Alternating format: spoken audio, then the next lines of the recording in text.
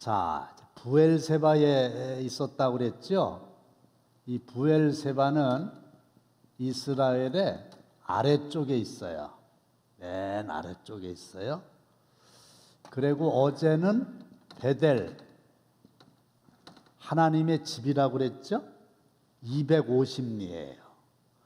그리고 부엘세바에서 1500리가 되는 드디어 하란이라고 하는 곳에 도착을 하게 됩니다. 이 하란은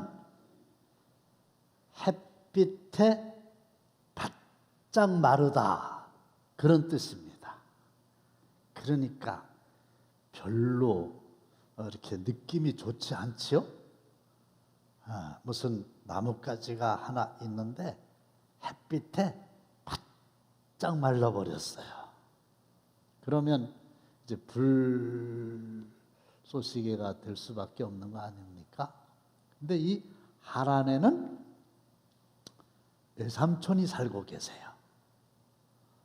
그런데 이제 남을 속였던, 누굴 속였어요?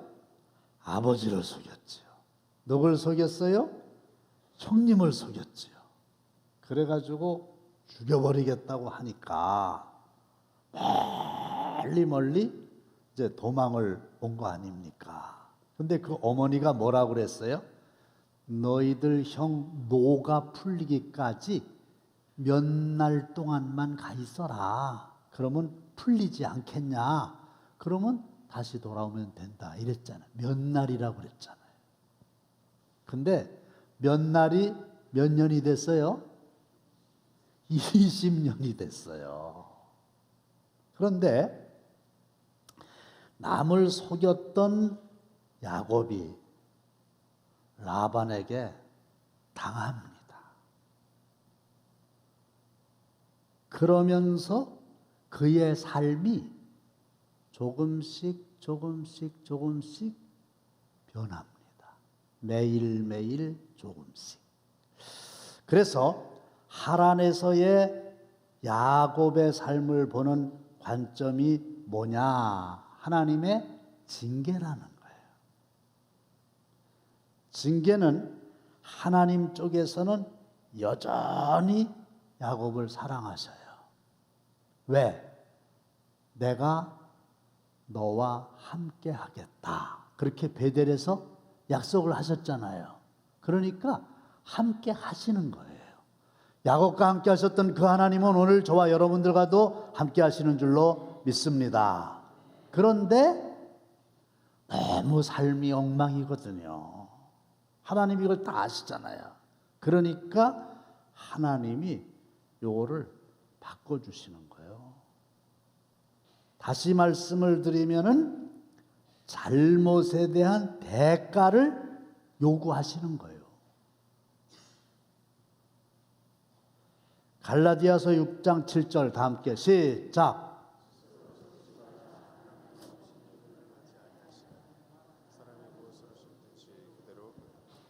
스스로 속이지 말라고 하는 말은 자기 자신을 속이지 말라는 거예요. 그냥 두세요. 하나님을 업신여기지 말라는 겁니다. 이거는 더 쉽게 말씀을 드리면 하나님을 우습게 여기지 말라는 거예요. 왜? 사람이 무엇으로 심든지 그대로 거두는 거예요. 심은 대로 거두는 거예요. 이게 하나님의 법칙이에요. 근데 안 심은 거를 거두려고 생각하면 도둑이고요. 나쁜 걸 심고서 좋은 걸 거두려고 그러면 하나님을 우습게 여기는 거예요. 그래서 그냥 쉽게 말씀드리면 내가 선을 심었지요, 오늘. 그러면 무엇을 거둘까요? 반드시 선을 거둡니다. 근데 오늘 내가 악을 심었어요? 그럼 어떻게 될까요? 반드시 악을 거두게 돼 있어요. 그러니까 콩을 심었다, 팥이 났다. 그런 일은 없는 거예요. 그렇죠? 그러니까 선을 심었는데 악이 나왔다. 악을 심었는데 선이 나왔다. 세상에는 그런 일은 없어요. 그러니까 행여나 악을 심고서 선을 거두려니 자신을 속이지 말라 이거예요. 그리고 선을 심었는데 끝까지 악하게 되려나 염려하지 말라는 거예요. 전두환 님께서 돌아가셨다며요? 전직 대통령이잖아요. 그렇죠? 근데 그의 그 집권 과정에서 억울한 사람들이 얼마나 많이 죽임을 당했냔 말이에요. 쿠데타잖아요. 그래서 뭘 심었냐? 이걸 심은 거예요. 이거를.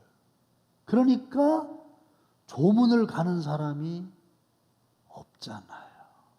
뭐 하나도 없다고는 볼 수 없지만 전직 대통령을 생각해보면 청와대에서도 조문은 안 갈 뿐만 아니라 조화도 안 보낸다고.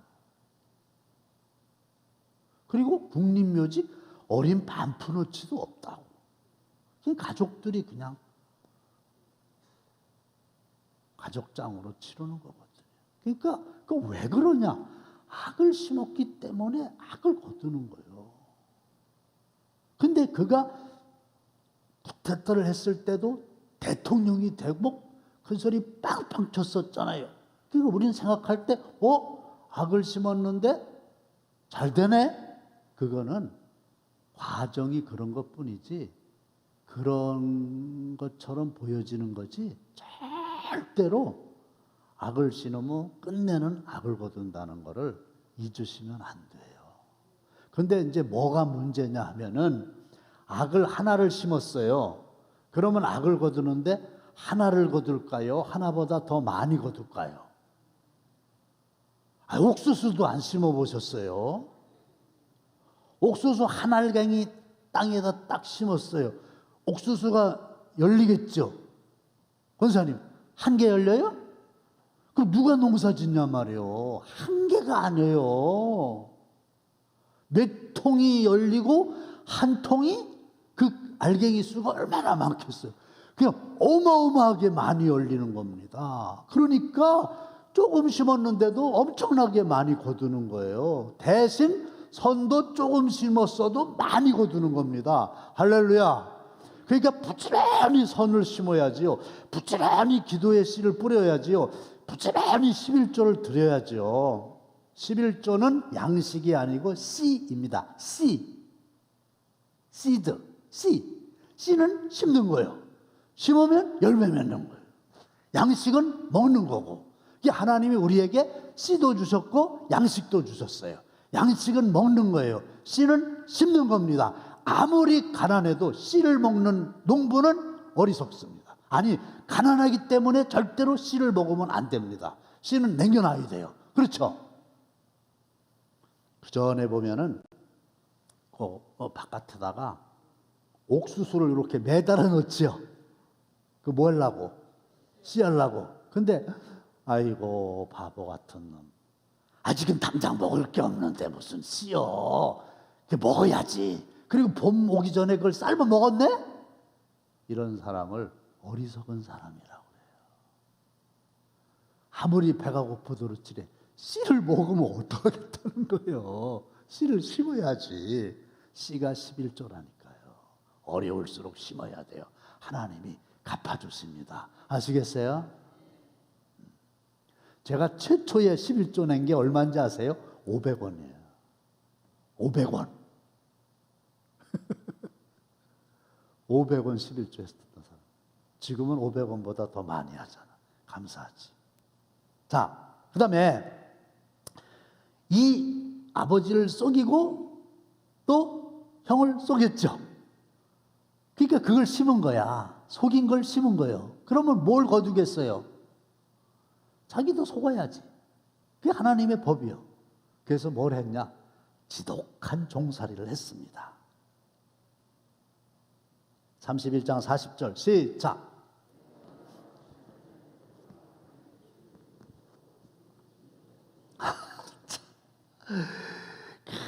낮에는 더위.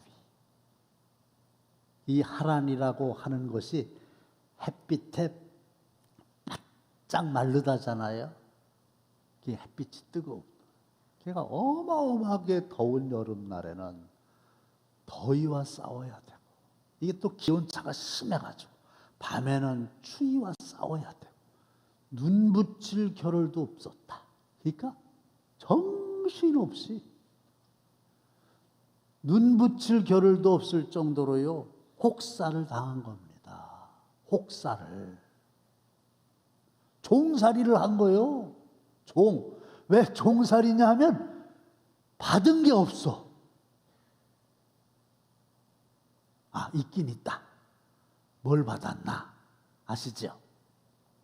아니, 가봤더니 외삼촌한테 딸이 있는데 둘째 딸이 이쁘네.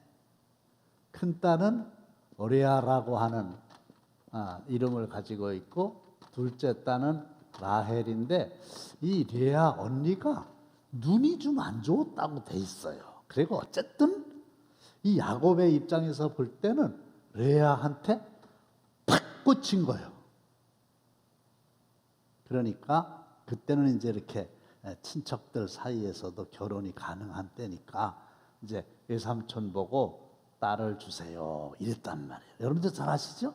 그러니까 이 라반이 그래 줄게. 근데 그냥 주는 게 아니요. 몇 년 동안 일하라고? 7년 동안 일하라고. 그러니까 이 말은 무슨 얘기냐면, 품값 안 주고 7년 동안 일하면 라헬을 주겠다는 거예요. 그래가지고 이 야곱이 7년을 하루같이, 왜? 자기가 좋아하는 일은 아무리 어려워도 하거든요. 7년을 하루같이 오직 라헬만 목 빠지게 기다리면서 개고생을 했어요. 드디어 7년이 됐네. 이제 결혼식을 해야 될 거 아니에요. 그래서 라헬하고 이제 첫날 밤을 이제 설레이는 가슴으로 보냈단 말이에요. 7년 동안 고생한 게 억울하지가 않은 거예요. 근데 그 이튿날 아침에 꿈이 깨져버렸어. 아시죠? 어휴, 이 여자요, 이 여자. 별로 마음도 없는데, 걔가 따졌을 거 아니요. 아니, 내가 라헬을 주신다고 그래갖고 7년 동안 일했는데, 왜 레아를 주셨습니까? 라헬을 주세요. 그랬더니, 야, 모르는 소리 하지 마라. 우리 동네는 언니 먼저 시집 보내고 그 다음에 동생 보내는 거요. 그러니까 레아를 보낸 거야, 너한테. 장로님, 그럼 처음서부터 그랬어야 될 거 아니에요. 계약할 때부터 7년 전에 그렇게 해야 될 거 아니에요. 여태껏 싹 닦고 있다가 말이 돼요? 말이 안 되지. 속았어. 그러니까 아니요, 라헬을 주세요 그랬더니 또 뭐라 그러냐면, 줄게. 그 대신 7년 더 일해. 그래갖고요, 14년을 일했어요. 두 여자하고 살긴 살았는데 14년을 일을 했다고.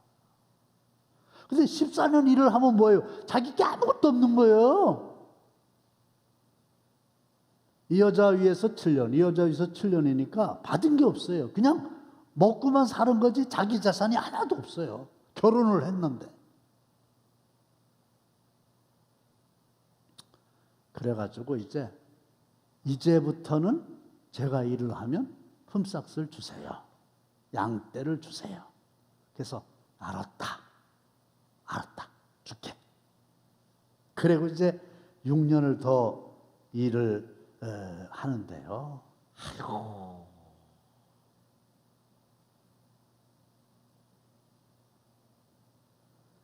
그 품삯 주겠다는 6년 동안에 이 야곱도 잔머리가 JQ 아시죠? IQ, 지능지수. 감성지수는 뭐지? EQ. 감성지수, JQ. 잔머리 지수. 이게 빨라. 그래갖고 저희들 장인을 얼마나 별별 기상천외한 방법으로 속여. 아시죠?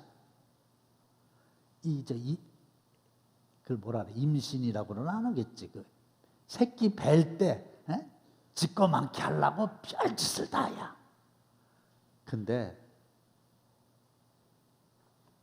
이분은 또 보통 분이 아니야. 10번을 어기는 거예요. 10번을. 변역이라고 그랬는데 10번을 약속하고 안 지키는 거예요. 철저하게 속았다는 얘기죠.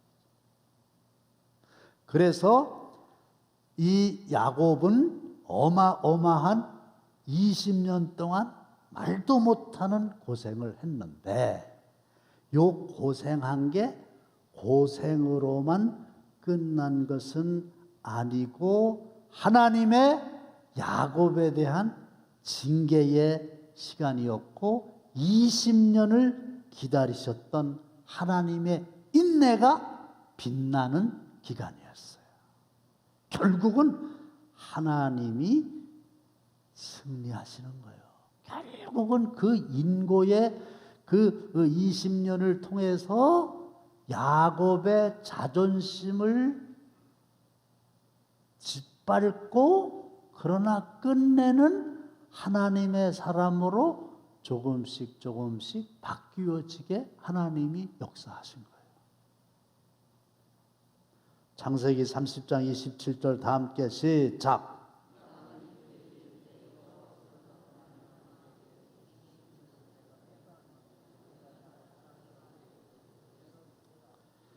이제 레아, 라헬, 실바, 빌하 두 여종까지 해가지고 4여인을 얻어가지고 거기서 12남 1녀를 얻게 됐거든요. 혼자 가가지고. 근데 하나님이 베델에서 복을 약속하셨잖아요. 2가지. 하나는 자손을 주겠다. 또 하나는 땅을 주겠다. 근데 자손을 이렇게나 많이 주신 거예요. 그리고 나중에는 그 후대에 가나안 땅을 주셨죠. 하나님은 약속을 지키시는 분이신 거죠.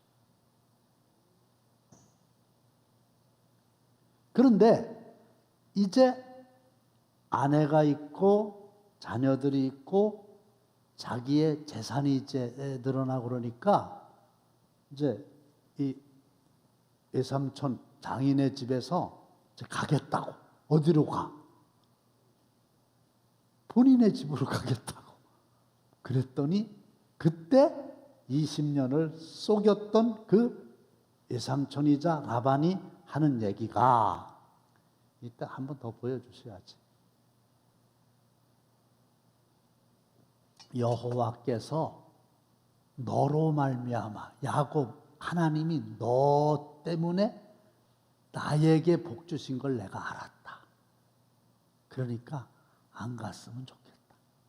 그러니까 천하의 사기꾼에게 인정을 받게 된 거예요. 그렇죠? 그러니까 여러분들도 주위에 있는 사람들이 당신 때문에 내가 복을 받았습니다. 이 얘기를 들으면 얼마나 감사한 거예요. 그죠? 그러니까 이 야곱이 완전하지는 않지만 지독한 20년의 종살이를 통해서 조금씩 버러지가 하늘의 왕자로 바뀌어지는 거예요. 하루아침에 안 돼요. 공사 중이라는 말이 있죠. 연말에 이제 공사 많이 할 텐데 길 가다 보면은 공사 중입니다. 이제 끝날 때까지 이해해 주시기 바랍니다. 그러잖아요. 그러면 불편하지만 좀 기다려야 돼요. 공사 중에는. 이제 공사가 끝나면 넓은 길이 되는 것처럼 하나님이 저와 여러분들을 향해서 지금 공사를 하고 계신 거예요. 공사 중이요. 좀 불편하지. 근데 끝내는 공사를 마치고 이스라엘에 대한 은혜가 임하게 될 줄로 믿습니다. 좀 기다리세요. 하나님이 끝내는 승리하세요.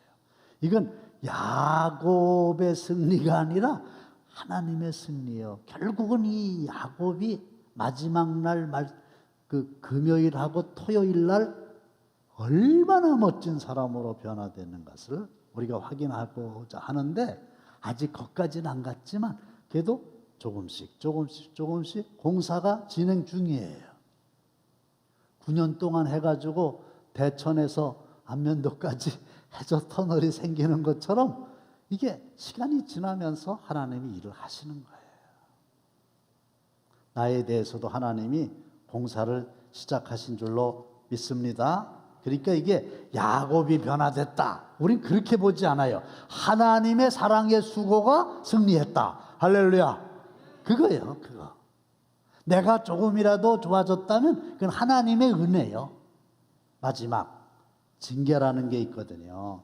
히브리서 12장 6절로 8절 다 함께 시작.